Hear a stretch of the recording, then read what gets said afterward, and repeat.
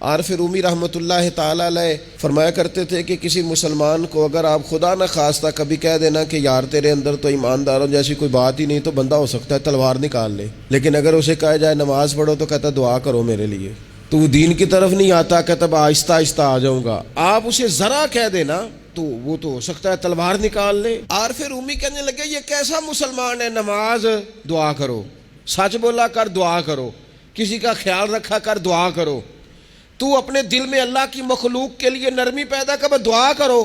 تو کون ہے؟ کہتا میں ہوں مسلمان اور پکا مسلمان ہوں، میں تمہیں ہلنے نہیں دوں گا اس بات سے، لیکن اگر آپ مجھے کہیں مسلمانوں والا کوئی کام کریں تو کہتا ہے نماز کے بغیر مسلمان نہیں ہوتا، سچ کے بغیر مسلمان نہیں ہوتا، دیانت کے بغیر مسلمان نہیں ہوتا، اور میں تم سے بڑا عاشق رسول ہوں۔ تو بھائی کچھ چیز نظر بھی تو آئے نا، کوئی اس کے اثرات بھی تو ہونا۔ آپ دکاندار ہیں تو آپ مال لینے جاتے ہیں، لا کے بیچتے ہیں، دکانداری نظر آ رہی ہے۔